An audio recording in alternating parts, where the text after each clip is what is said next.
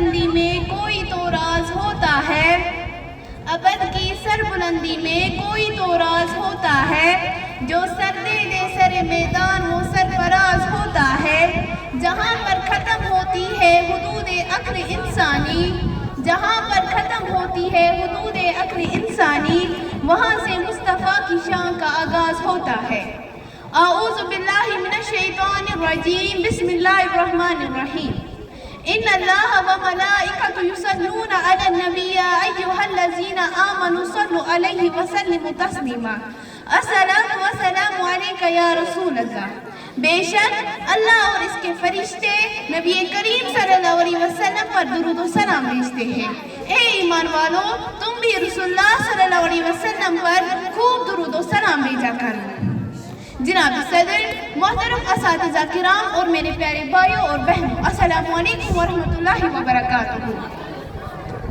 مجھے آج جس موضوع پر لب کشائی کرنے کا موقع ملا ہے اس کا عنوان ہے سیرت النبی صلی اللہ علیہ وسلم۔ صدر علی وقار، اس ہستی کی آمد ہوئی جس کے خاطر یہ ساری کائنات بنائی گئی، یہ ساری دنیا سجائی گئی، یہ عرش و فرش سجائے گئے۔ یہ حقیقت ہے کہ اگر ہمارے پیارے نبی حضرت محمد مصطفیٰ صلی اللہ علیہ وسلم اس دنیا میں جلوہ نہ کرتے تو کچھ بھی نہ ہوتا، نہ یہ آسمان ہوتا، نہ یہ زمین ہوتا، نہ عرش ہوتا، نہ فرش ہوتا، نہ انسان ہوتے، نہ حیوان ہوتے۔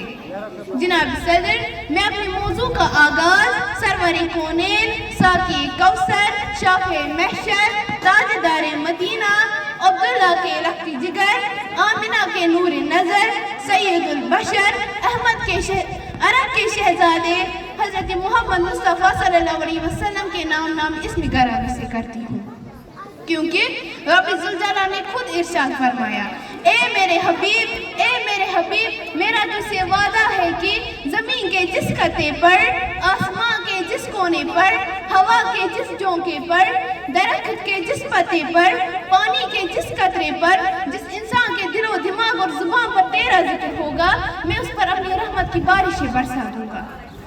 جناب صدر، وہ انور کرم، حبیب خدا، سرور کائنات، خاتم المرسلین، حضرت محمد مصطفیٰ صلی اللہ علیہ وسلم، وہ ہستی کی جس کے آنے سے عرب میں نکھار آیا، بہار آئی، اندھیرے چھٹا، جہالت مٹی، امن و سکون کا پیغام عرب سے نکل کر کل کائنات میں پھیل گیا۔ آپ کی سیرت پوری دنیا کے لیے نمونہ بن گئی اور آپ کامل انسان کہلائے۔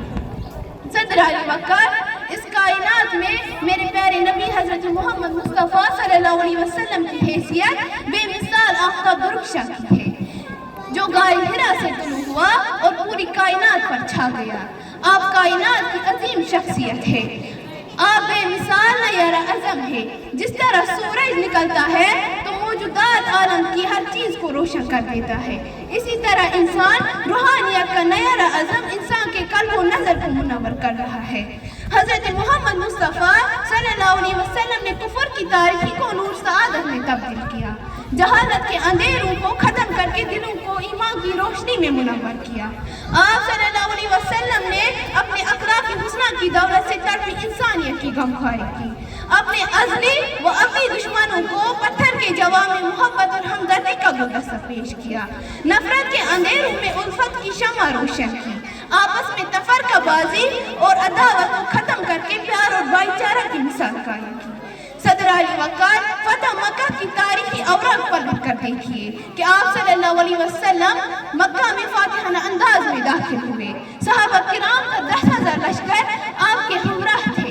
صحابہ کرام اعلان کرتے ہیں، آج بدلے کا دن ہے، آج جوشی انتقام کو سرد کرنے کا دن ہے، آج گزشتہ مظالم کے زخموں پر مرہم رکھنے کا دن ہے، آج ہم اپنے دشمنوں کی کھوپڑیوں کو اپنی تلواروں پر اچھالیں گے، آج ہم کفار کو جلا کر بھسم کر لیں گے اور گزشتہ مظالموں کی چنگاری کو ان کے لہو سے بچا لیں گے۔ تاریخ شاہد ہے اور زمین و آسمان گواہی دیتے ہیں، ایسا کچھ بھی نہ ہوا۔